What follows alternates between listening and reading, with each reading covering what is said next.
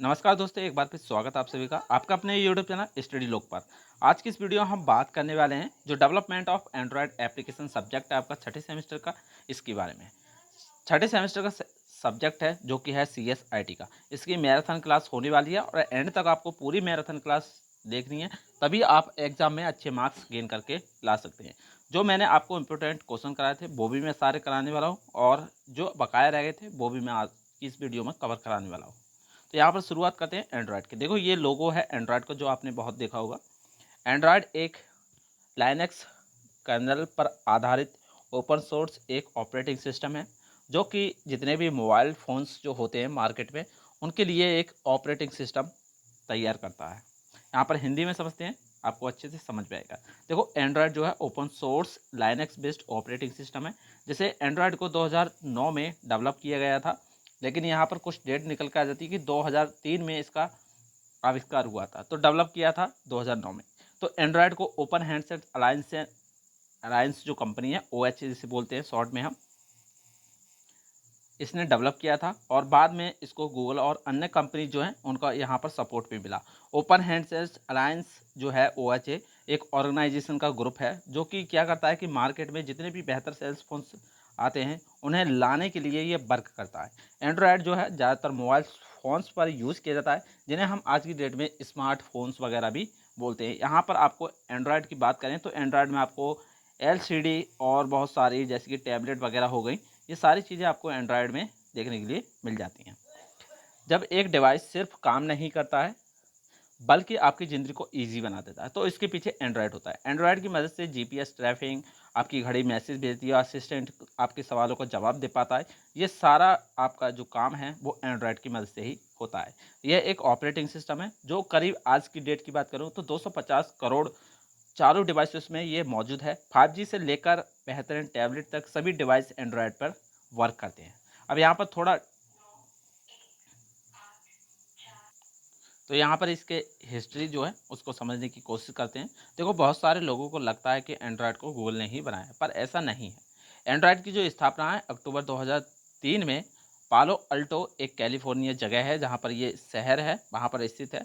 वहाँ पर इसे डेवलप किया गया था, और वो डेवलपर थे आपके रिच माइनर, एंडी रूबिन और निक सीयर्स और क्रिस वाइट। इन चारों ने मिलकर एंड्रॉयड का डेवलपमेंट किया था। एंड्रॉयड कंपनी जो है उसको इस उद्देश्य से बनाया गया था कि डिजिटल कैमरा के लिए एक Android advance operating system ready कर सके। देखो, गूगल को एंड्रॉयड का कंसेप्ट जो है वो काफ़ी ज़्यादा पसंद आया था, और फिर साल 2005 में गूगल में एंड्रॉयड को लगभग $50 मिलियन देकर खरीद लिया था। यानी कि एंड्रॉयड को गूगल ने $50 मिलियन देकर खरीद लिया था, और एंड्रॉयड की स्थापना करने वाले जो आपके वैज्ञानिक थे, जो आपके डेवलपर थे, उन्हें भी यहाँ पर एंड्रॉयड में हेड का वर्क जो होता है उन्हें यहाँ पर संभाल दिया। यानी कि कहने का मतलब है कि उन्हें चारों को यहाँ पर हेड बना दिया था। नवंबर 2007 में ओपन हैंडसेट अलायंस द्वारा HTC मेट्रोला का जो सैमसंग जैसे मोबाइल में एंड्रॉयड का इस्तेमाल होने लगा। एंड्रॉयड का इस्तेमाल करना बहुत ही ज़्यादा इजी था, और साथ में ये समझने भी आसान था, तो इसलिए धीरे धीरे लगभग जितने भी स्मार्टफोन थे उनमें एंड्रॉयड का इस्तेमाल होने लगा। गूगल एंड्रॉयड को समय समय पर अपडेट करते रहता है, और एंड्रॉयड के नए नए वर्जन जो है उन्हें लॉन्च करता रहता है। एंड्रॉयड के सभी वर्जन्स गूगल कुछ ना कुछ संशोधन, यानी कि कुछ ना कुछ उनमें मॉडिफिकेशन या फीचर्स वगैरह लाते रहता है।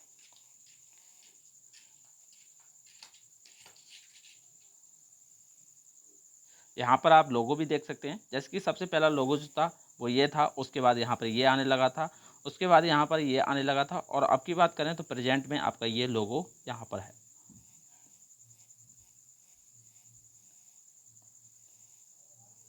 एक तरफ यहाँ भी देख सकते हैं, जैसे कि इसका बात करें कि एंड्रॉयड किस लैंग्वेज में लिखी हुई है, तो जावा, कॉटन UI, और आपकी C लैंग्वेज, C++ और कई सारी लैंग्वेज हैं जिनका इस्तेमाल करके एंड्रॉयड को डेवलप किया गया था। OS फैमिली की बात करें तो यूनिक्स लाइक जो है, या पहले यूनिक्स बोलते थे जिसे जिसे बाद में लाइनक्स कर्नल के नाम से मॉडिफाइड किया गया था।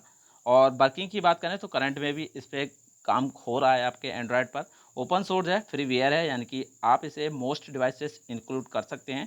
साथ ही साथ इसकी रिलीज़ की बात करें तो रिलीज़ 2008 यानी कि 23 सितंबर 2008 के करीब यहाँ पर 14 साल हो चुके हैं एंड्रॉयड को लॉन्च हुए। और यहाँ पर जो एंड्रॉयड का 13वां वर्जन है वो करीब यहाँ पर अगस्त 15 यानी कि 2022 10 महीने पहले लॉन्च किया गया था। और लेटेस्ट वर्जन जो है एंड्रॉयड 14 का वो बीटा 3.1 जो प्लेटफॉर्म स्टेबिलिटी का है वो जून 2023 में लॉन्च हो चुका है, यानी कि 16 दिन पहले। अभी तक आपके में अपडेट वगैरह नहीं आया, लेकिन कुछ मोबाइलों में आपको देखने के लिए मिल भी जाएगा। ये आपके तीनों वैज्ञानिक हैं जिन्होंने एंड्रॉयड को डेवलप किया था। एक वैज्ञानिक जो हैं उनकी यहाँ पर फ़ोटो नहीं मिली थी। उसके बाद यहाँ पर आगे समझते हैं इनके वर्जन्स के बारे में। तो देखो कौन कौन सा वर्जन है वो भी यहाँ पर आपको अच्छे से समझ में आएगा। देखो एंड्रॉयड 1.0 जो है वो यहाँ पर लॉन्च किया गया था। वर्जन नाम आप देख सकते हैं 23 सितंबर 2008 को। यहाँ पर कोड नेम भी यहाँ पर दिया गया है। जितने भी वर्जन्स जो हैं एंड्रॉयड के उन्हें एक यहाँ पर किसी न किसी खाने वाली चीज़ का यहाँ पर नाम दिया गया है। जैसे कि आपका एंड्रॉयड 1.1 है, इसे पार्टेट 4 नाम से जानते हैं। ये 9 फरवरी 2009 में आया था करीब।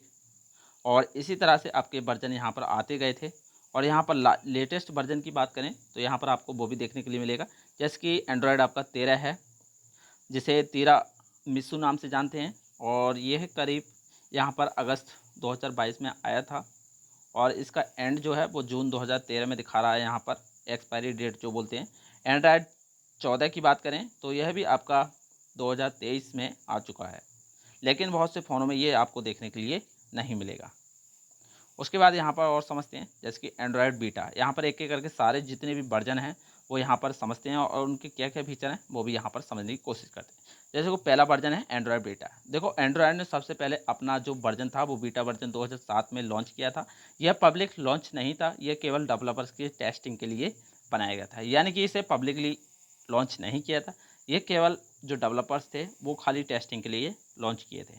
उसके बाद यहाँ पर एंड्रॉयड 1.0 यानी कि एल्फ़ा है। तो एल्फ़ा की बात करें तो ये करीब आपको 2008 में लॉन्च किया गया था। और इसमें जो फीचर्स थे वो यहाँ पर आप देख सकते हैं। इसमें क्या क्या फीचर थे, जैसे कि आपका इंटरनेट ब्राउज़र हो गया, गूगल मैप हो गया, या फिर स्क्रॉल डाउन नोटिफिकेशन, यानी कि जो आप स्क्रीन पे ऊपर नीचे करते हैं नोटिफिकेशन को, वो भी इसमें था। कैमरा था, वायरलेस टेक्नोलॉजी थी जिसमें आपको वाईफाई और ब्लूटूथ जैसी सुविधाएं मिली थी। उसके बाद यहाँ पर एंड्रॉयड 1.1 बीटा वर्जन था जो कि करीब 9 फरवरी 2009 को लॉन्च हुई थी। और जितने भी इसमें 1.0 में यानी कि अल्फ़ा में जो भी कमियां थी वो सारी यहाँ पर दूर की गई थी इस वर्जन में।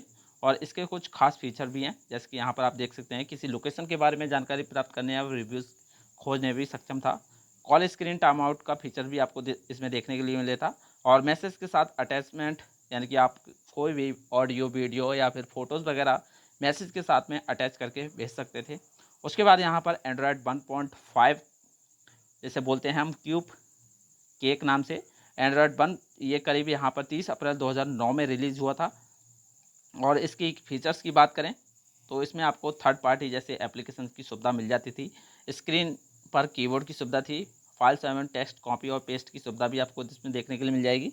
वीडियो रिकॉर्डिंग की सुविधा थी, वो भी यहाँ पर आपको देखने के लिए मिली थी इसमें, जिसमें हम 3GP की फॉर्मेट में वीडियो को रिकॉर्ड कर सकते थे। और वीडियो और फोटो अपलोड करने का भी फीचर इसमें देखने के लिए मिला था। उसके बाद यहाँ पर एंड्रॉयड 1.6 डोनट नाम का एक वर्जन था, वो भी यहाँ पर रिलीज़ किया गया था 15 सितंबर 2009 में।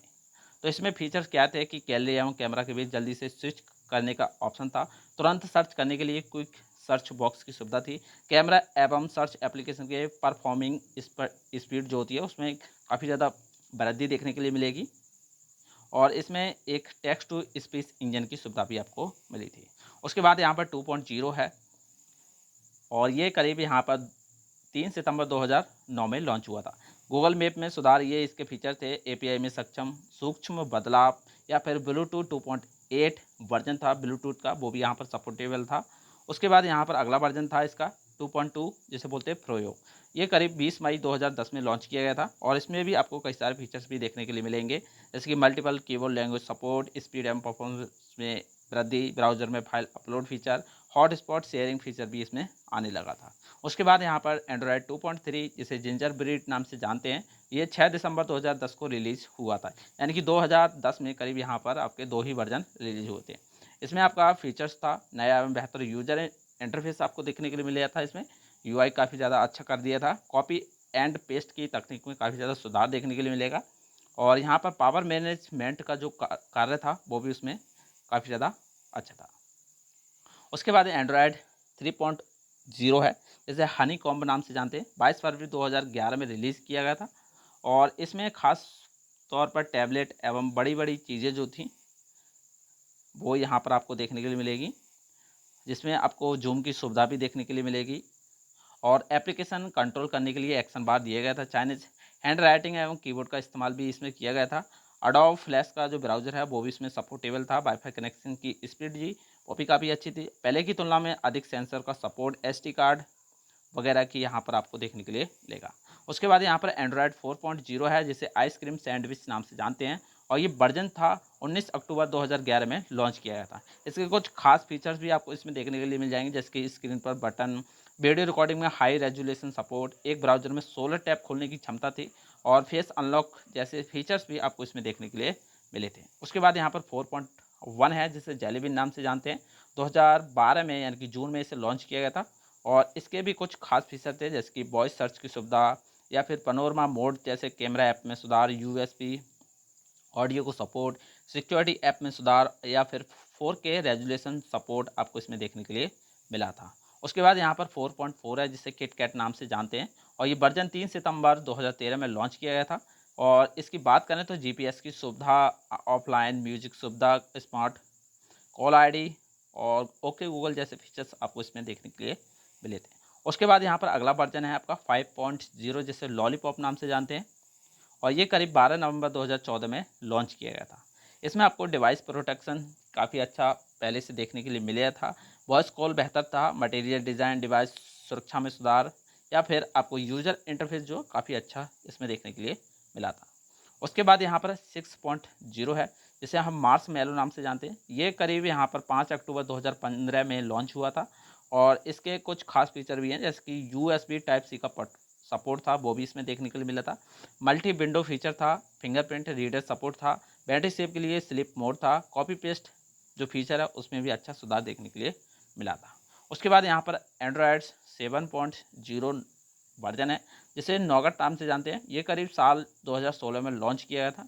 इसके कुछ खास फीचर हैं, जैसे कि मल्टीटास्किंग और स्प्लिट स्क्रीन का फीचर, यानी कि एक स्क्रीन पर दो काम कर सकते थे। स्टोरेज मैनेजर था, क्विक सेटिंग टॉगल था और इनलाइन रिप्लाई फीचर भी इसमें देखने के लिए मिला था। उसके बाद एंड्रॉयड 8.0 ओरियो नाम से जानते हैं। ये करीब 2017 में लॉन्च हुआ था और इसमें आपके कई सारे फीचर्स भी थे, जैसे कि पासवर्ड ऑटोफिल का फीचर, ऑटो इनेबल वाईफाई का फीचर, फॉन्ट डाउनलोड करने का फीचर, स्मार्ट टेक्स्ट सिलेक्शन का फीचर और मल्टी डिस्प्ले सपोर्ट आपको इसमें देखने के लिए मिला था। और साथ ही साथ इसमें आपको गूगल प्ले का जो सपोर्ट था वो भी इसमें देखने के लिए मिला था। उसके बाद यहाँ पर एंड्रॉयड 9 पाई नाम से एक वर्जन आया था, जो करीब यहाँ पर 6 अगस्त 2018 में लॉन्च हुआ था। इसके भी कुछ खास फीचर थे, जैसे कि आसान screen rotation feature, dark mode, external camera support, screen shortcut और मल्टीपल ब्लूटूथ कनेक्शन, यानी कि एक साथ में कई सारे ब्लूटूथ कनेक्शन को कनेक्ट कर सकते थे।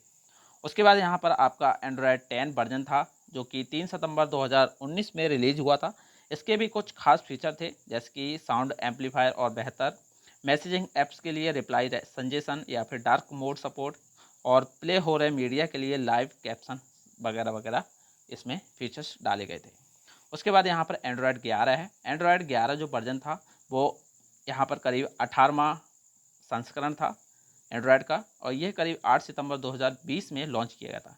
एंड्रॉयड 11 पर सबसे पहला फ़ोन जो था वीवो X51 5G फ़ोन था, यूरोप में लॉन्च किया गया था, जिसमें फीचर देखने के लिए मिले थे स्क्रीन शॉट का और one time app permission support और ब्लूटूथ एयरप्लेन जो मोड था वो भी आपको इसमें देखने के लिए मिला था। उसके बाद एंड्रॉयड 12 वर्जन आया था। यह एंड्रॉयड का एक नया वर्जन था, जिसे एंड्रॉयड 12 को मई 18 यानी कि 18 मई 2021 में लॉन्च किया गया था।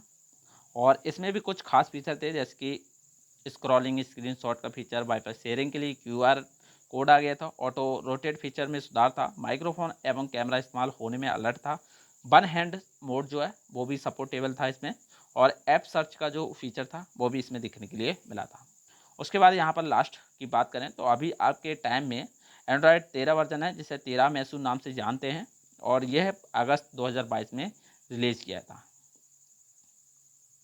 और ये जो फ़ोन थे पिक्सल, गूगल पिक्सल का फ़ोन था 7 और 7 प्रो, इन दोनों में ये वर्जन था सबसे पहले यहाँ पर डाला गया था। और इन फीचर्स की बात करें तो इसमें काफ़ी सारे फीचर्स देखने के लिए मिले थे, जैसे कि आपका इनक्रिप्शन, आरसीसी ग्रुप जैसे कि चैट्स मैसेज वगैरह हो गए, और गूगल वॉलेट और बियर ओएस जैसी सुविधा देखने के लिए मिली थी। और यहाँ पर जो पर ऐप लैंग्वेज सपोर्ट था वो भी इसमें देखने के लिए मिला था। इमरजेंसी के लिए यहाँ पर सॉस सिस्टम था, कॉलिंग के लिए वो भी यहाँ पर देखने के लिए मिला था। और जो पर्सनलाइजेशन की जो सुविधा थी, फीचर्स था, वो भी आपको इसमें देखने के लिए मिला था। अब यहाँ पर फीचर्स ऑफ एंड्रॉयड समझते हैं, यानी कि एंड्रॉयड के क्या क्या फीचर है। तो देखो, एंड्रॉयड जो है काफ़ी ज़्यादा पॉपुलर ऑपरेटिंग सिस्टम है, और एंड्रॉयड में बहुत ही अच्छे फीचर्स हैं, जिसकी वजह से यह दूसरे मोबाइल ऑपरेटिंग सिस्टम से बेहतर एंड्रॉयड जो है फीचर जो है वो यहाँ पर समझते हैं। तो पहला फीचर है इसमें यूजर इंटरफेस, यानी कि ब्यूटीफुल एआई। सबसे अच्छी यूआई समझ में आती है मुझे एंड्रॉयड की, क्योंकि एंड्रॉयड एक बहुत ही सुंदर और इंटरएक्टिव यूजर इंटरफेस प्रोवाइड करता है, जिसका इस्तेमाल करना बहुत ही ज़्यादा ईजी होता है। दूसरा फीचर है मल्टीपल लैंग्वेज सपोर्ट। बहुत सी सारी भाषाएं थी जो इसमें सपोर्टेबल थी। मीडिया सपोर्ट का ऑप्शन देखने के लिए मिल जाएगा, जैसे कि MP3, JP3 और MP4, FLV, और यहाँ पर 4 तक का सपोर्ट भी इसमें देखने के लिए मिल जाता है। कनेक्टिविटी की बात करें तो ब्लूटूथ, वाईफाई और हॉटस्पॉट की सुविधा भी आपको इसमें देखने के लिए मिलती है।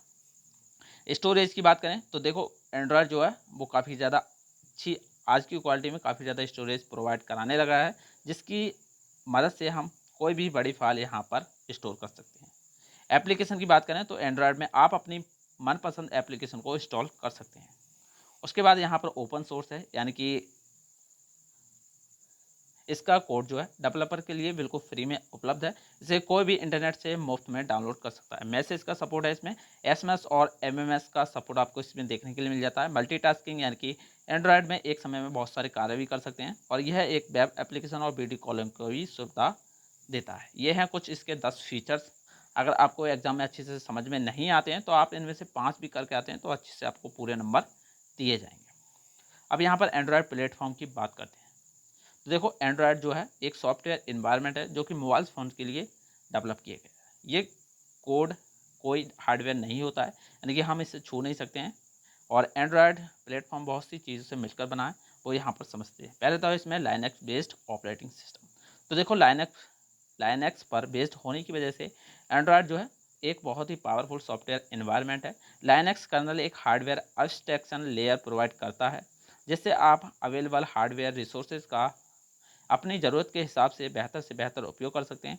लाइनक्स ऑपरेटिंग सिस्टम बेस्ड सभी कंपोनेंट एंड्रॉयड जो हैं उसी और C++ लैंग्वेज में डेवलप किए गए हैं। उसके बाद है यहाँ पर डेल्विक वर्चुअल मशीन, जिसे DVM बोलते हैं। देखो, जावा की तरह ही एंड्रॉयड में वर्चुअल मशीन है।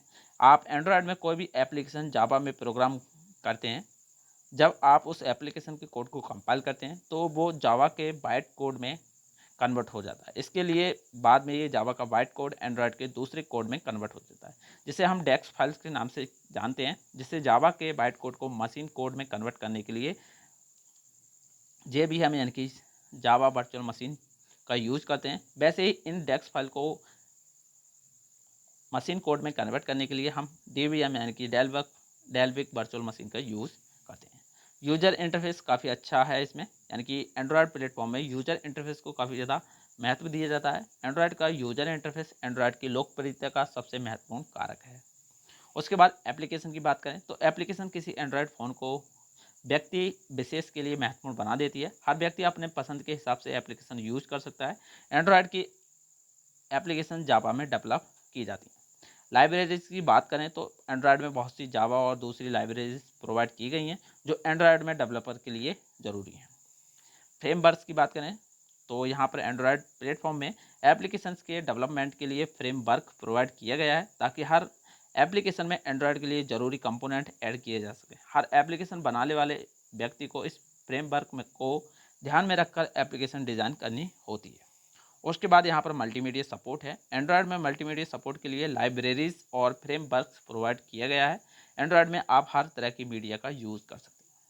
उसके बाद यहाँ पर कुछ इसके लाभ और हानि वगैरह दी गई हैं, वो यहाँ पर समझते हैं। देखो एंड्रॉयड, फर्स्ट पॉइंट है कि एंड्रॉयड को कोई भी डेवलप कर सकता है। सेकंड है कि एंड्रॉयड ऐप्स तक पहुंचना काफ़ी ज़्यादा ईजी होता है।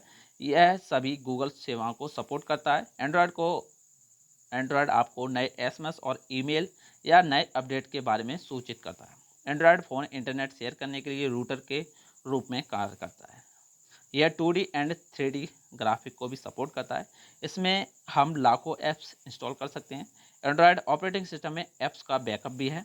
यह थर्ड पार्टी ऐप्स को भी सपोर्ट करता है। इसमें अलग अलग ऐप एक ही समय में चल सकते हैं। उसके बाद नुकसान समझते हैं। देखो एंड्रॉयड ऑपरेटिंग सिस्टम में ऐप बैकग्राउंड में चालू रहते हैं, ये तो आपको पता है, जिससे बैटरी और डेटा की खपत ज़्यादा तेज़ी से होती है। इसमें गूगल अकाउंट की आवश्यकता होती है, ये इसकी दूसरी दिक्कत है। इसकी ऐप्स के भीतर कई सारे एडवर्टाइजमेंट जो हैं वो देखने के लिए मिलते हैं। कुछ ऐप्स की क्वालिटी अच्छी नहीं होती है। एंड्रॉयड फ़ोन में कई ऐप पहले से इंस्टॉल होते हैं जिन्हें आप यूनिस्टॉल नहीं कर सकते हैं।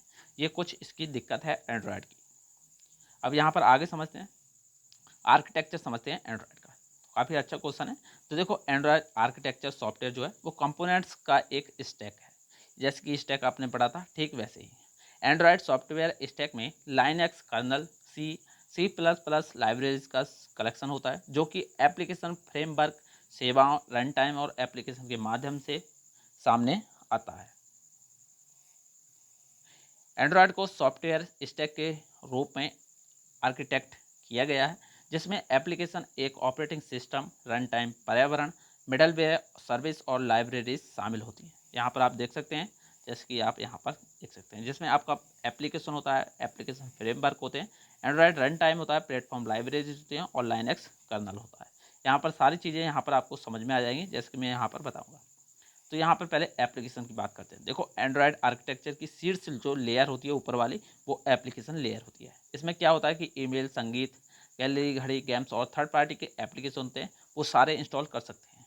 यदि हम जो भी निर्मित करेंगे केवल इस लेयर पर स्थापित होंगे। उसके बाद यहाँ पर एप्लीकेशन फ्रेमवर्क है। एप्लीकेशन फ्रेमवर्क एक नेटिव पुस्तकालय और एंड्रॉयड रन टाइम के शीर्ष पर उपलब्ध होती है। एंड्रॉयड फ्रेमवर्क जावा क्लासेस के रूप में आवेदनों के लिए, एंड्रॉयड एप्लीकेशन डेवलपमेंट और हाई लेवल सर्विसेज के लिए बहुत सी एप्लीकेशन और इंटरफेस प्रोवाइड करता है।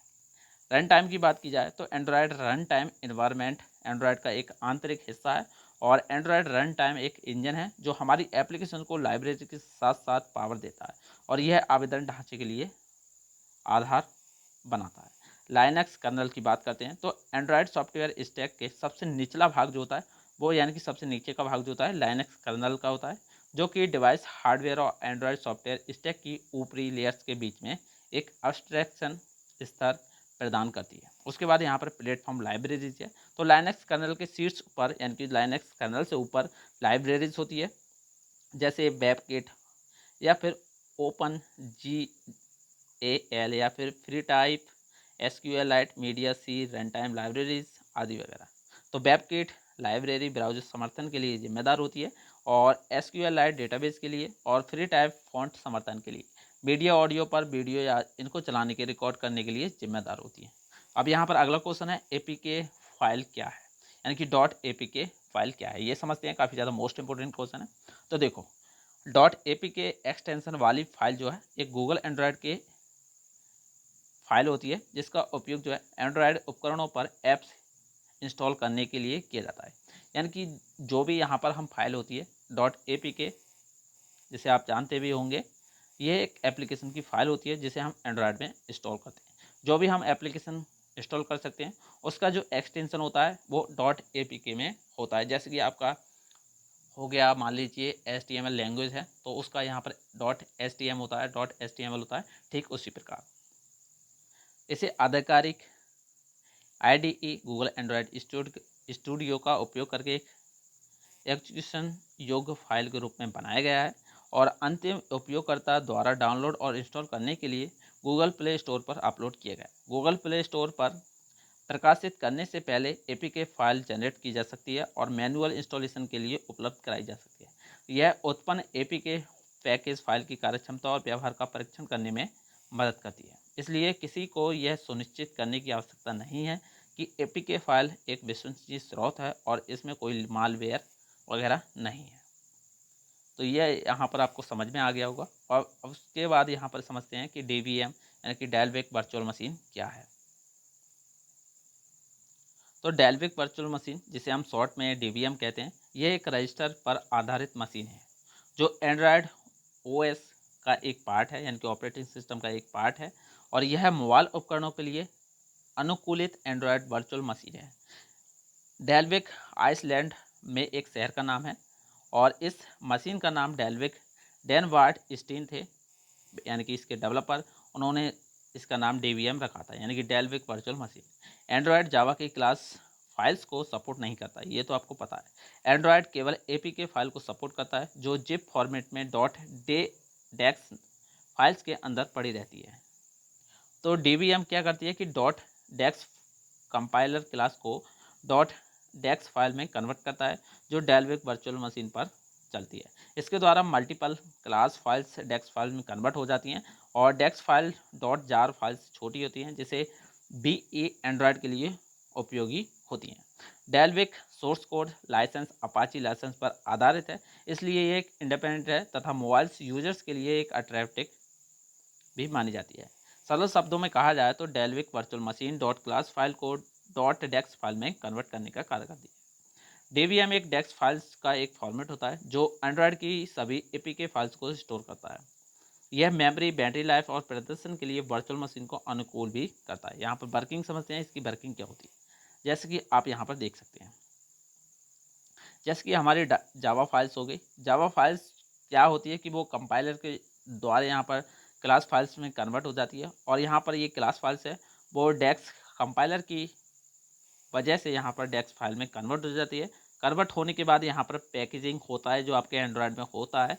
उसके बाद ये जो फाइल होती है डेक्स फाइल, वो डायरेक्ट यहाँ पर इसकी मदद से यहाँ पर .apk फाइल में कन्वर्ट हो जाती है।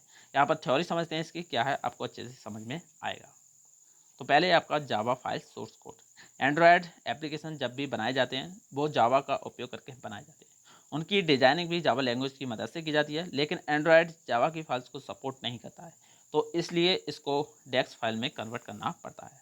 अब यहाँ पर जावा कंपाइलर दिया है तो ये समझते हैं। देखो, जावा कंपाइलर का उपयोग जो है जावा सोर्स कोड को .क्लास फाइल में कन्वर्ट करने के लिए किया जाता है। जब भी हम जावा में प्रोग्राम लिखते हैं तो उसे एग्जीक्यूट करने के लिए .क्लास एक्सटेंशन का यूज़ करते हैं। अब यहाँ पर .क्लास फाइल्स जो है वो क्या है, यहाँ पर समझते हैं। देखो, .क्लास फाइल जो है जावा का एक एक्सटेंशन है। इसके द्वारा जावा के सोर्स कोड को फाइल में सेव किया जाता है और एग्जीक्यूट किया जाता है। .क्लास फाइल मेमोरी में जावा फाइल्स की पहचान करती है। डेक्स कंपाइलर क्या है ये समझते हैं। देखो, डेक्स कंपाइलर जो है .क्लास को डेक्स फाइल में कन्वर्ट करता है। एंड्रॉयड डेक्स फाइल को सपोर्ट करता है, इसलिए डेक्स कंपाइलर जो होता है क्लास फाइल को डेक्स फाइल में कन्वर्ट करने का कार्य करता है। यहाँ पर ये समझते हैं कि आप डेक्स फाइल्स क्या होती है। देखो, .डेक्स फाइल जो है एपीके फाइल्स का एक ग्रुप होता है जिसमें सभी आवश्यक एपीके फाइल्स स्टोर होती हैं। इसके अंदर एंड्रॉयड डेवलपमेंट के जो भी पैकेज होते हैं वो सारे इसमें स्टोर होते हैं। अब यहाँ पर .apk फाइल समझते हैं। देखो, .apk फाइल जो है एंड्रॉयड फाइल्स होती है जो किसी एंड्रॉयड एप्लीकेशन के बनाते समय बनाई गई थी। .apk फाइल एक्सटेंशन होती है। इसका पूरा नाम एंड्रॉयड पैकेज किट होता है। इसमें सभी पैकेज जो होते हैं वो इंस्टॉल होते हैं।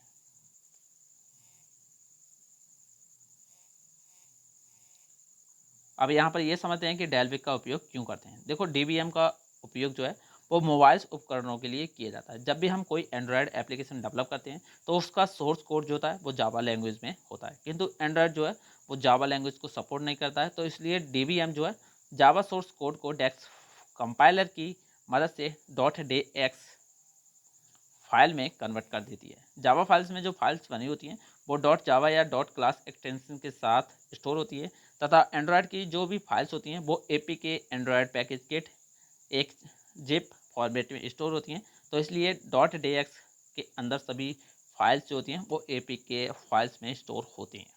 अब यहाँ पर डीवीएम का यहाँ पर एडवांटेज समझते हैं, उसके बाद डिसएडवांटेज है, उसके बाद अगला टॉपिक है। तो देखो, डीवीएम क्या है। पहले लाभ समझते हैं इसके। तो DBM केवल एंड्रॉयड ऑपरेटिंग सिस्टम को सपोर्ट करता है। सेकंड है कि DBM एग्जीक्यूटेबल APK है। इसका एग्जीक्यूशन जो है काफ़ी ज़्यादा फास्ट होता है। एंड्रॉयड 2.2 से SDK डेल्विक में इसका अपना JIT कंपाइलर था। DBM को इसलिए डिज़ाइन किया गया था ताकि कोई डिवाइस वर्चुअल मशीन के कई उदाहरणों को प्रभावी ढंग से चला सके। यह डेक्स क्लास कंपाइलर फाइल को डेक्स फाइल में कन्वर्ट करती है। यह एंड्रॉयड के लिए अनुकूल वर्चुअल मशीन है। अब यहाँ पर इसके नुकसान भी समझते हैं। तो देखो, इसका सबसे बड़ा नुकसान तो यही है कि ये सारे ऑपरेटिंग सिस्टम को सपोर्ट नहीं करती है, ये केवल एंड्रॉयड को ही सपोर्ट करती है। DBM के लिए बहुत ही रीटूल्स जो उपलब्ध है वो काफ़ी कम है, तो इसलिए इसमें उच्च स्तरीय कोड को लागू करने के लिए रजिस्टर मशीन से अधिक इंस्ट्रक्शन की आवश्यकता होती है। डेक्स के कारण ऐप इंस्टॉलेशन में समय लगता है। अधिक इंटरनल स्टोरेज की आवश्यकता भी इसमें होती है। अब यहाँ पर डेल्विक वर्चुअल मशीन और एंड्रॉयड रन टाइम जो है वो यहाँ पर अंतर समझते हैं, इन दोनों में क्या अंतर है। तो देखो, DBM का नाम जो है, पूरा नाम जो होता है डेल्विक वर्चुअल मशीन होता है, ये तो आपको पता है। और ART का पूरा नाम जो है एंड्रॉयड रन टाइम होता है। ART के आने से पहले सभी वर्जन जितने भी थे डेल्विक को रन टाइम की तरह यूज़ करते थे। एंड्रॉयड 5.0 ART का उपयोग करता था। डेल्विक की कमियों को दूर करने के लिए ART बनाया गया था और ART डेल्विक का लेटेस्ट वर्जन माना जाता है। यह एंड्रॉयड पर एग्जीक्यूशन के टाइम पर एनवायरनमेंट प्रदान करता है और जो आपका ART है ये एंड्रॉयड पर रन टाइम पर एनवायरनमेंट प्रदान करता है। एंड्रॉयड की कुछ तकनीक डेल्विक पर कार्य करती हैं लेकिन वो ART पर नहीं करती हैं। उसके बाद यहाँ पर समझते हैं एंड्रॉयड बेसिक बिल्डिंग ब्लॉक्स। ये काफ़ी ज़्यादा लॉन्ग चैप्टर है आपका, जो आपको यहाँ पर समझाया जाएगा। तो इसमें क्या क्या चीज़ें होती हैं वो यहाँ पर समझने की कोशिश करते हैं। जैसे कि पहले होती है इसमें एक्टिविटी, उसके बाद इंटेंट सर्विस हो गई, कंटेंट प्रोवाइडर हो गया या फिर ब्रॉडकास्ट रिसीवर हो गया। ये सारी चीज़ें इसमें समझते हैं अच्छी तरह से।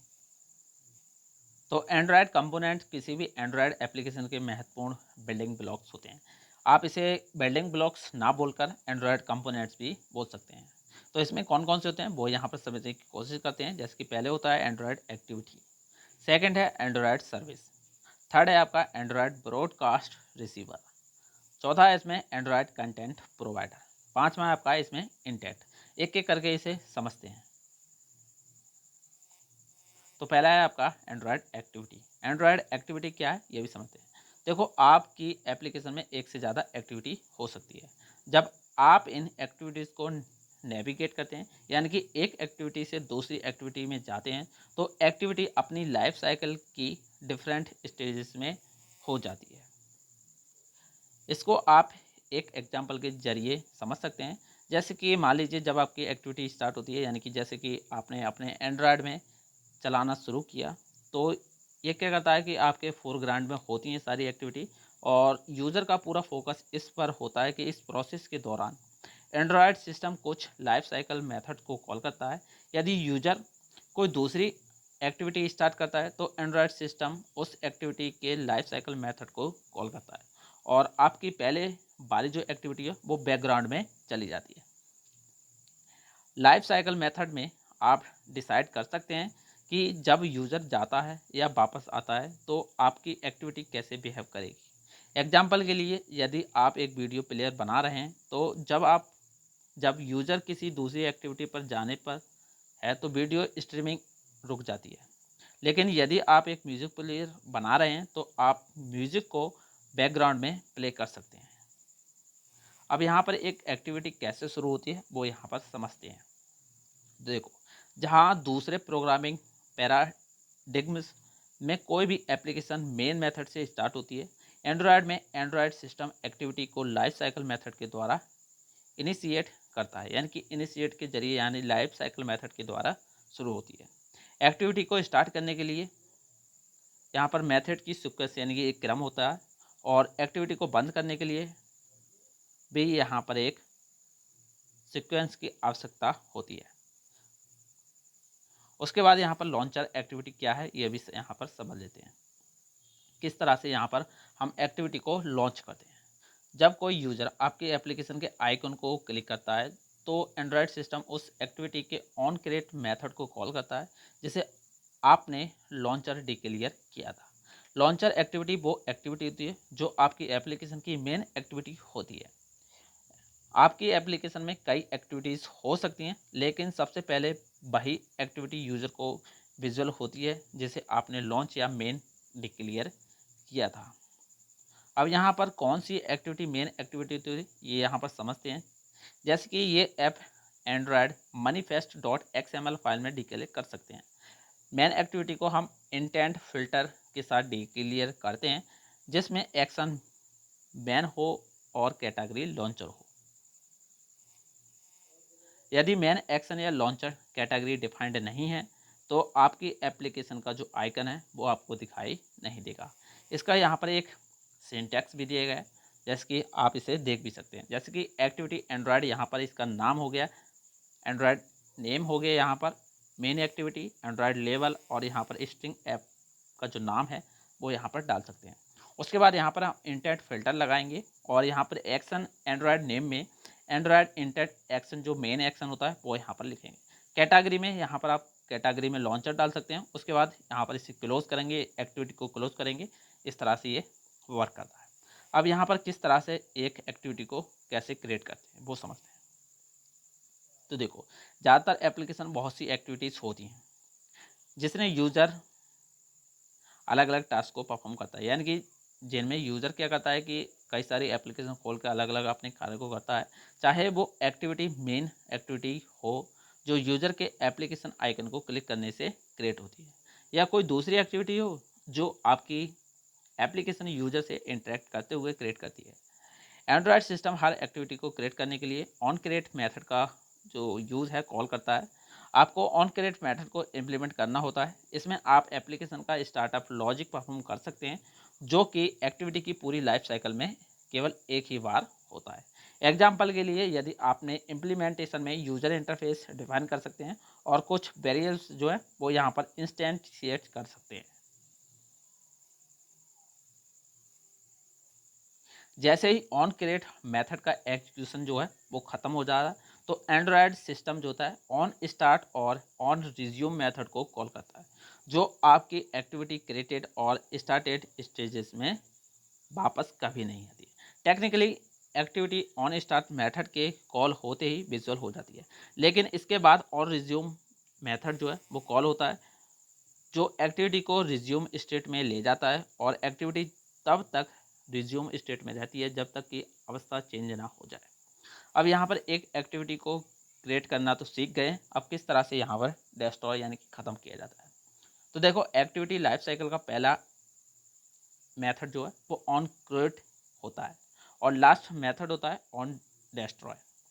जब एंड्रॉयड सिस्टम आपकी एक्टिविटी पर इस मेथड को कॉल करता है तो ये इस बात का संकेत होता है कि आपकी एक्टिविटी एंड्रॉयड सिस्टम की मेमोरी से कंप्लीटली रिमूव होने वाली है। ज़्यादातर एप्लीकेशन को ऑन डिस्ट्रॉय मेथड को इम्प्लीमेंट करने की ज़रूरत नहीं होती है क्योंकि सभी लोकल रेफरेंस एक्टिविटी के साथ ही डिलीट हो जाते हैं। लेकिन यदि आपकी एप्लीकेशन में बैकग्राउंड थ्रेड हैं, यानी कि आपकी एप्लीकेशन बैकग्राउंड में जाती है, तो आपको ऑन डिस्ट्रॉय मेथड को इम्प्लीमेंट करना चाहिए। उसके बाद यहाँ पर सेकंड है आपका एंड्रॉयड सर्विस क्या है। तो अच्छी तरह से यहाँ पर समझेंगे तो यहाँ पर ये समझ लेते हैं। यदि किसी एप्लीकेशन को बहुत देर तक एग्जीक्यूट होना है तो उसे सर्विस की तरह इम्प्लीमेंट करना बेहतर होता है। आप जब चाहें एक सर्विस को लॉन्च कर सकते हैं और काम पूरा होने पर उसे टर्मिनेट यानी कि बंद कर सकते हैं। सर्विस जो है वो एक बैकग्राउंड में रन होती है और उसका यूजर इंटरफेस नहीं होता है। एक एंड्रॉयड सर्विस को क्रिएट करने के लिए आपको सर्विस क्लास को एक्सटेंड करना होता है, जिसका एग्जांपल ये होता है जैसे कि पब्लिक क्लास, और यहाँ पर इस तरह से आप इसका एग्जांपल भी देख सकते हैं। उसके बाद यहाँ पर है एंड्रॉयड ब्रॉडकास्ट रिसीव। यहाँ पर रिसीव हो गया है बाय मिस्टेक, यहाँ पर रिसीवर होता है। तो ब्रॉडकास्ट रिसीवर क्या होता है ये समझते हैं। देखो, ब्रॉडकास्ट रिसीवर्स वो एंड्रॉयड कंपोनेंट्स होते हैं जिनकी मदद से आप दूसरी एप्लीकेशंस में और सिस्टम में जनरेट होने वाले इवेंट्स के बारे में नोटिफिकेशन पा सकते हैं। किसी भी इवेंट के बारे में जानकारी पाने के लिए आपकी एप्लीकेशन को उस इवेंट के लिए खुद को रजिस्टर करवाना पड़ता है। कोई भी एप्लीकेशन ऐसा एक ब्रॉडकास्ट रिसीवर क्रिएट कर सकती है।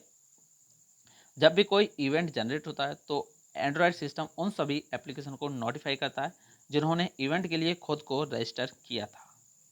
अब यहाँ पर क्रिएटिंग ब्रॉडकास्ट रिसीवर, यानी कि ब्रॉडकास्ट रिसीवर कैसे बनाते हैं वो समझते हैं। तो देखिए, ब्रॉडकास्ट रिसीवर क्रिएट करने के लिए आपको ब्रॉडकास्ट रिसीवर क्लास को एक्सटेंड करना होगा। ब्रॉडकास्ट रिसीवर क्लास के ऑन रिसीव मेथड को आप अपने हिसाब से इम्प्लीमेंट कर सकते हैं। ऑन रिसीव मेथड में आप डिफाइन करते हैं कि इवेंट रिसीव करने के बाद आपको क्या करना चाहते हैं। तो यहाँ पर इसका ये एग्जांपल दिया गया है जो कि आप यहाँ पर देख भी सकते हैं। ये आपका एग्जांपल है, यहाँ तक अच्छे से समझ लीजिए। उसके बाद यहाँ पर समझते हैं कैसे एक ब्रॉडकास्ट रिसीवर के लिए हम रजिस्टर कर सकते हैं। तो देखो, ब्रॉडकास्ट रिसीवर क्रिएट करने के बाद आपको इंटेंट के लिए रजिस्टर भी करना होता है। ऐसा आप एंड्रॉयड मैनिफेस्ट .xml फाइल में रिसीवर एलिमेंट को डिफाइन भी कर सकते हैं, या फिर रिसीवर एलिमेंट के एंड्रॉयड नेम एट्रीब्यूट में आप ब्रॉडकास्ट रिसीवर क्लास को एक्सटेंड करने वाली क्लास को नाम भी दे सकते हैं। इसके बाद आप रिसीवर एलिमेंट के अंदर इंटेंट फिल्टर एलिमेंट डिक्लेयर करते हैं और उसके बाद सब एलिमेंट एक्शन में उस इंटेंट का नाम देते हैं जिसके लिए आपको ब्रॉडकास्ट रिसीवर रजिस्टर करवाना है। ये इसका एग्जाम्पल है। उसके बाद यहाँ पर चौथे नंबर पर है आपका कंटेंट प्रोवाइडर। ये समझते हैं क्या होता है। देखो, यदि आप अपनी एप्लीकेशन का डाटा, जो पूरा डेटा होता है, दूसरी एप्लीकेशन के साथ शेयर करना चाहते हैं, यानी कि उसको साझा करना चाहते हैं, तो आपको अपनी एप्लीकेशन में कंटेंट प्रोवाइडर क्रिएट करना होगा। कंटेंट प्रोवाइडर्स डेटा के एक्सेस को मैनेज करते हैं। कंटेंट प्रोवाइडर डेटा को एनकैप्सुलेट करते हैं और डेटा को दूसरी एप्लीकेशन से सिक्योरिटी भी प्रोवाइड करते हैं। कंटेंट प्रोवाइडर क्रिएट करने के लिए आपको कंटेंट प्रोवाइडर क्लास को एक्सटेंड करना होता है। जो क्लास कंटेंट प्रोवाइडर क्लास को एक्सटेंड करती है उसके ऑब्जेक्ट को प्रोवाइडर ऑब्जेक्ट कहते हैं। जब आप कंटेंट प्रोवाइडर से डेटा एक्सेस करना चाहते हैं तो उसके लिए आपको कंटेंट रिसॉल्वर क्लास का ऑब्जेक्ट यूज़ करना होता है। कंटेंट प्रोवाइडर से डेटा आप एक क्लाइंट की तरह एक्सेस करते हैं। कंटेंट रिसॉल्वर प्रोवाइडर ऑब्जेक्ट से कम्युनिकेट करता है, जैसे कि यहाँ पर आप समझ सकते हैं। जैसे कि यहाँ पर एक तरफ कंटेंट रिसॉल्वर है और एक तरफ आपका कंटेंट प्रोवाइडर है।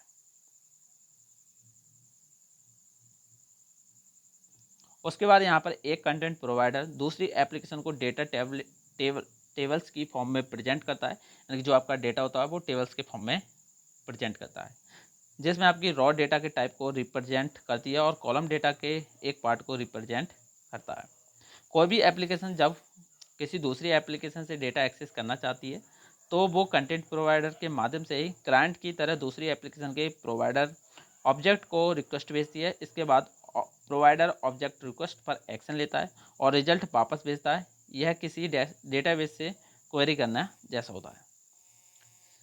और यदि आप दूसरी एप्लीकेशन के साथ डेटा शेयर नहीं करना चाहते हैं तो आपको कंटेंट प्रोवाइडर क्रिएट करने के कोई भी आवश्यकता नहीं है। लेकिन यदि आप अपनी ही एप्लीकेशन में डेटा को सर्च करना चाहते हैं तो आपको कंटेंट प्रोवाइडर की ज़रूरत होती है। अब यहाँ पर कंटेंट प्रोवाइडर कैसे एक्सेस करते हैं वो भी यहाँ पर समझ लीजिए। जैसे कि मैंने आपको पहले बताया था, कंटेंट प्रोवाइडर से डेटा एक्सेस करने के लिए आपको कंटेंट रिसॉल्वर क्लास का जो ऑब्जेक्ट होता है उसका यूज़ करना होता है। और कंटेंट रिसॉल्वर ऑब्जेक्ट में कुछ मेथड होते हैं जो प्रोवाइडर ऑब्जेक्ट में सेम नाम के मेथड को कॉल करते हैं। कंटेंट रिसॉल्वर ऑब्जेक्ट के मेथड के साथ आप डेटा के साथ बेसिक कंपोनेंट जैसे कि क्रिएट, रिट्राइव, अपडेट और डिलीट के जो परफॉर्म है वो कर सकते हैं। कंटेंट रिसॉल्वर में वही मेथड होते हैं जो कंटेंट प्रोवाइडर में होते हैं। तो इसलिए जब आप कंटेंट रिसॉल्वर से कोई मेथड कॉल करते हैं तो वो मेथड जो है वो सेम नाम के मेथड को कंटेंट प्रोवाइडर में कॉल करता है। उदाहरण के लिए आपकी एप्लीकेशन कंटेंट के एक्सेस करने के लिए कंटेंट रिसॉल्वर से क्वेरी मेथड कॉल करती है, तो ये मेथड जो है वो कंटेंट प्रोवाइडर के क्वेरी मेथड को कॉल करेगा और कंटेंट प्रोवाइडर में यूज़ होने वाले जितने भी मेथड हैं वो यहाँ पर दिए गए हैं। जैसे कि कंटेंट प्रोवाइडर में बहुत सारा डेटा जो अवेलेबल रहता है, आप कौन सा डेटा एक्सेस करना चाहते हैं ये आपको खुद डिफाइन करना होता है। इसके लिए आप कंटेंट URI का यूज़ करेंगे, और कंटेंट URI वो URI होता है जो कंटेंट प्रोवाइडर में डेटा को आइडेंटिफाई करता है, और कंटेंट URI में पहले आप कंटेंट प्रोवाइडर का नाम देते हैं, फिर आप जो डेटा एक्सेस करना चाहते हैं उसका यहाँ पर नाम देते हैं। उसके बाद यहाँ पर अगला टॉपिक है आपका एंड्रॉयड एक्टिविटी लाइफ साइकिल क्या है, तो इसको भी समझ लेते हैं। तो एक्टिविटी की लाइफ साइकिल के दौरान, यानी कि जो आपकी एक्टिविटी होती है उसकी लाइफ साइकिल के दौरान यदि Android system set of method को कॉल करता है तो किसी एक्टिविटी की लाइफ साइकिल एक स्टेप पिरामिड की तरह होती है। एक्टिविटी लाइफ साइकिल की हर स्टेज जो होती है वो सेपरेट होती है। जैसे कि एंड्रॉयड सिस्टम एक्टिविटी को स्टार्ट करता है और हर मेथड एक्टिविटी को एक स्टेप में फॉरवर्ड मूव करता है और एक्टिविटी टॉप तक पहुंच जाती है। एक्टिविटी की जो टॉप स्टेज है उसमें एक्टिविटी रनिंग स्टेज में होती है और विजुअल होती है, जिसके द्वारा यूज़र के साथ इंटरेक्ट कर सकता है, यानी कि यूज़र जो है वो उसके साथ इंटरेक्ट कर सकता है। जैसे ही यूज़र एक्टिविटी को छोड़कर जाता है तो एक्टिविटी की जो स्टेज है वो पिरामिड से नीचे की तरफ मूव करने लग जाती है और लास्ट स्टेज में जाकर एक्टिविटी ख़त्म हो जाती है, जिसके कारण कुछ केसेस में एक्टिविटी वेट भी करती है। जैसे कि यदि यूज़र दूसरी एप्लीकेशन पर स्विच कर लेता है तो एक्टिविटी जो है वो बैकग्राउंड में चली जाती है, और जब यूज़र वापस आता है तो एक्टिविटी फिर से चालू हो जाती है, रिज्यूम हो जाती है। आपकी एप्लीकेशन की कॉम्प्लेक्सिटी को देखते हुए ज़रूरी नहीं है कि आप सभी लाइफ साइकिल मेथड जो हैं इम्प्लीमेंट करने ज़रूरत हो, लेकिन ज़रूरी है कि आपको सभी मेथड जो हैं वो समझ में आएँ और जो आपकी एप्लीकेशन के बिहेवियर यानी व्यवहार के लिए ज़रूरी है आप वो मेथड इम्प्लीमेंट कर सकते हैं, जिससे एक्टिविटी की लाइफ साइकिल जो है वो स्टेजेस के बारे में कुछ इन्फॉर्मेशन दे सके। कुछ यहाँ पर जानकारी है जो मैं आपको यहाँ पर समझाऊँगा। देखिए, अब यहाँ पर एक्टिविटी लाइफ साइकिल जो है वो मेथड जो है वो यहाँ पर ऑन स्टार्ट मेथड से यहाँ पर शुरू होता है। अब यहाँ पर ऑन स्टार्ट मेथड जो है वो दो फॉर्म में होता है, पहले तो ऑन स्टार्ट और ऑन स्टॉप। उसके बाद यहाँ पर समझते हैं, अब ऑन स्टार्ट जो है वो रिज्यूम फॉर्म में होता है और जो आपका ऑन स्टॉप होता है वो ऑन पॉज में होता है। तो यहाँ पर एक तरफ आपका ऑन क्रिएट होता है जो हम स्टार्ट कर सकते हैं, स्टार्ट करने के बाद हम उसे क्रिएट करते हैं जो हमें यहाँ पर विजुअल दिखाई देता है, और यहाँ पर स्टॉप में जाकर हम उस चीज़ को डिस्ट्रॉय भी कर सकते हैं।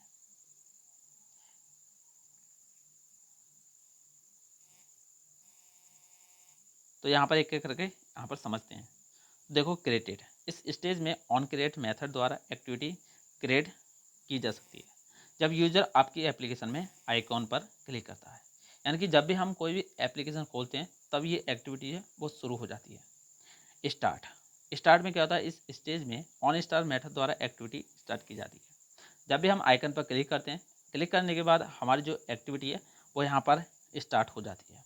रिज्यूम की पोस्ट में क्या होता है कि इस स्टेज में एक्टिविटी रनिंग स्टेज में होती है और यूज़र को उसमें जितनी भी एप्लीकेशन में चीज़ें होती हैं वो दिखाई देने लगती हैं। पॉज्ड केस में क्या होता है कि इस स्टेज में एक्टिविटी पॉज होती है और जब यूज़र किसी दूसरी एप्लीकेशन में स्विच करता है, यानी कि मान लीजिए मैंने यहाँ पर एम एक्स प्लेयर खोला, एम एक्स प्लेयर खोलने के बाद थोड़ी देर उसमें देखा और एम एक्स प्लेयर खोलने के बाद इसे बैकग्राउंड में छोड़ दिया और यहाँ पर दूसरी तरफ मैंने यहाँ पर एक कैलकुलेटर खोल लिया। इस तरह से ये वर्क करता है। स्टॉप केस में क्या होता है कि स्टेप में एक्टिविटी है वो काफ़ी स्टॉप हो जाती है और डेस्ट्रॉय केस में जो एक्टिविटी होती है वो डेस्ट्रॉय हो जाती है। उसके बाद यहाँ पर अगला टॉपिक आपका Android manifest dot XML file क्या है ये समझते हैं। देखो ये आपकी एप्लीकेशन को कंट्रोल करती है ये file. Android manifest dot XML file को आप देखकर आप बता सकते हैं कि एप्लीकेशन में कितने और कौन कौन से कंपोनेंट यूज हुए हैं। Android manifest dot XML file में आपके पैकेजेस की सारी इन्फॉर्मेशन होती है। आप अपनी एप्लीकेशन में जितने भी कंपोनेंट्स इस्तेमाल करते हैं उन सब की जानकारी Android manifest dot XML file में मौजूद होती है। जैसे सर्वलेट में डिप्लॉयमेंट डिस्क्रिप्टर्स वगैरह होते हैं, उसी प्रकार Android manifest dot XML file में आपकी एप्लीकेशन के लिए डिप्लॉयमेंट डिस्क्रिप्शन की तरह ही होती है और यह आपकी एप्लीकेशन को कंट्रोल करती हैं। Android manifest dot XML file को आप देखकर भी बता सकते हैं कि एप्लीकेशन में कितने और कौन कौन से कंपोनेंट इस्तेमाल हुए हैं। इसमें आप जानते हैं कि हर एंड्रॉयड एप्लीकेशन में कम से कम एक एक्टिविटी, सर्विस, ब्रॉडकास्ट, रिसीवर या कंटेंट प्रोवाइडर अवश्य होता है, जो कि ये सभी कंपोनेंट टास्क को पूरा करने के लिए इंटेंट को क्रिएट करते हैं या फिर इंटेंट फिल्टर के द्वारा खुद को इंटेंट के लिए रजिस्टर करते हैं। इंटेंट और इंटेंट फिल्टर जो हैं वो दो अलग अलग एलिमेंट होते हैं जिन्हें हम एंड्रॉयड मैनिफेस्ट फाइल में जोड़ते हैं। जैसे कि आप यहाँ पर देख सकते हैं, जैसे कि यहाँ पर हमने मान लीजिए ऐप एक्शन लिया, जनरेट इंटेंट किया। इंटेंट करने के बाद जो एप्लीकेशन है यानी कि जो दूसरी एप्लीकेशन है जिसमें हम यूज़ करते हैं यानी कि ट्रांसफ़र करते हैं, उसमें आपकी एंड्रॉयड मैनिफेस्ट फाइल जो होती है वो यहाँ पर जनरेट होती है। जनरेट होने के बाद ये क्या करती है, यहाँ पर एक कंपोनेंट एक्टिविटी यहाँ पर स्टार्ट करती है और उसमें ये सारी फाइल्स जो हैं वो सेव हो जाती हैं। इस तरह से ये वर्क करता है। किसी भी एप्लीकेशन के कंपोनेंट को आपकी एप्लीकेशन के सुरक्षित हिस्से को एक्सेस करने के लिए परमिशन की ज़रूरत होती है और ये permission Android manifest dot XML file में डिक्लेयर होती है। परमिशन डिक्लेयर करने के लिए यूजेस परमिशन टैग का एक इस्तेमाल किया जाता है। एप्लीकेशन को क्रिएट करते समय आप कौन सा एंड्रॉयड API इस्तेमाल करते हैं, ये आप Android manifest dot XML file में डिक्लेयर करते हैं। अब यहाँ पर कुछ इसके एलिमेंट वगैरह दिए गए हैं, जैसे कि यहाँ पर आप देख भी सकते हैं। इसमें पहला होता है मैनिफेस्ट एलिमेंट जो है Android manifest dot XML file का रूट एलिमेंट होता है। इसमें पैकेजेस, एट्रीब्यूट वगैरह होते हैं जो एक्टिविटी क्लास के पैकेजेस नाम को डिस्क्राइब करते हैं। उसके बाद यहाँ पर एप्लीकेशन है।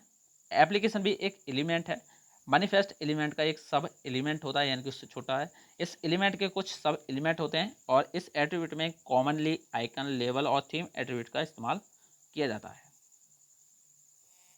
उसके बाद यहाँ पर एंड्रॉयड एप्लीकेशन जो है उसमें भी कई सारी चीज़ें होती हैं, जैसे कि एंड्रॉयड आइकन हो गया, थीम या फिर लेवल वगैरह।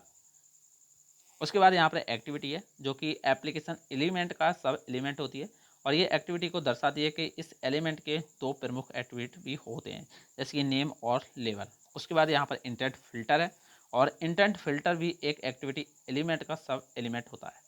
इसके भी तीन यहाँ पर आपको रूप देखने के लिए मिल जाते हैं, जैसे कि एक्शन हो गया, डेटा हो गया या कैटेगरी हो गया। ये अच्छे से आपको समझ में आ गया होगा। उसके बाद यहाँ पर अगला टॉपिक है आपका एंड्रॉयड रिसोर्सेज। ये समझते हैं। देखो, एंड्रॉयड में रिसोर्सेज वो फाइल्स होती हैं जो आपकी एप्लीकेशन के कोड में शामिल होती हैं।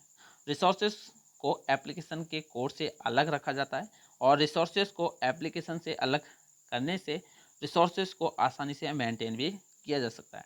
रिसोर्सेज को एंड्रॉयड एप्लीकेशन डायरेक्टरी एक फोल्डर होता है उसमें मेंटेन किया जाता है। इसलिए एंड्रॉयड स्टूडियो में रेस्ट फोल्डर की पोजीशन को नीचे दी गए विंडो में आपको दिखाई भी देता है। उसके बाद यहाँ पर आपका अगला टॉपिक है इंटेंट। इंटेंट क्या है ये समझते हैं अच्छी तरह से। तो देखो, इंटेंट क्या है ये समझते हैं। देखो, इंटेंट जो है असिंक्रोनाइज्ड संदेश है जो एप्लीकेशन कंपोनेंट को अन्य एंड्रॉयड कंपोनेंट्स से कार्य क्षमता का रिक्वेस्ट करने की अनुमति देता है। इंटेंट जो है आपको समान एप्लीकेशन से कंपोनेंट्स के साथ साथ अन्य एप्लीकेशन जो दूसरी एप्लीकेशन होती हैं उनके द्वारा योगदान कंपोनेंट के साथ इंटरेक्ट करने की अनुमति भी देता है। उदाहरण के लिए एक एक्टिविटी एक तस्वीर लेने के लिए एक बाहरी एक्टिविटी शुरू करती है।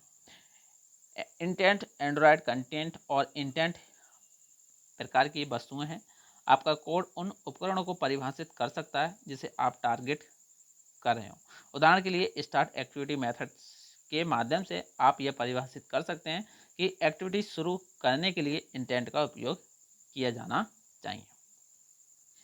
अब यहाँ पर ये इसका एक सब क्लास होता है, वो आप यहाँ पर देख भी सकते हैं।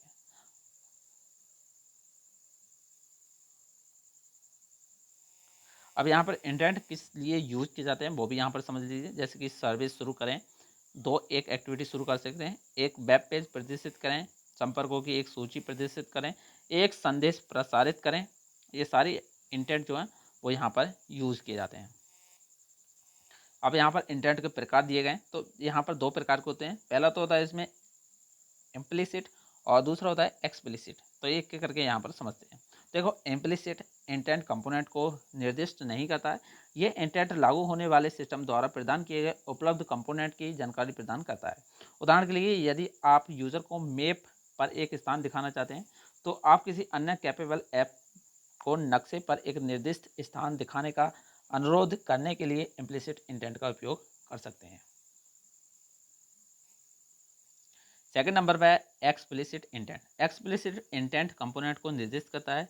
ऐसे मामले में ये इंटेंट लागू करने के लिए बाहरी वर्ग प्रदान करता है। उदाहरण के लिए, आप यूजर एक्शन के जवाब में अपने ऐप के अंदर एक नई एक्टिविटी शुरू कर सकते हैं, या फिर पृष्ठभूमि में यानी कि डिस्प्ले में फाइल डाउनलोड करने के लिए सेवा शुरू कर सकते हैं। उसके बाद यहाँ पर अगला टॉपिक है आपका एंड्रॉयड डेवलपमेंट टूल्स। कौन कौन से टूल्स होते हैं डेवलपमेंट के लिए, वो यहाँ पर समझते हैं। जिसमें पहला है आपका एंड्रॉयड SDK। SDK का पूरा नाम होता है Android software development kit. Android SDK में वो सभी टूल्स होते हैं जिनकी मदद से हम एंड्रॉयड एप्लीकेशन को क्रिएट और कंपाइल कर सकते हैं।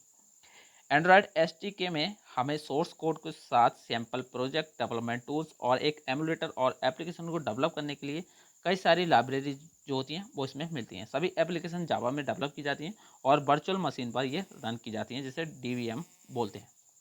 उसके बाद यहाँ पर सेकंड होता है इसमें एंड्रॉयड डिबग ब्रिज। ये एंड्रॉयड SDK का एक कमांड लाइन टूल है जिसकी मदद से आप अपनी एप्लीकेशन को वर्चुअल डिवाइस या किसी रियल डिवाइस पर रन करवा सकते हैं और डिबग कर सकते हैं।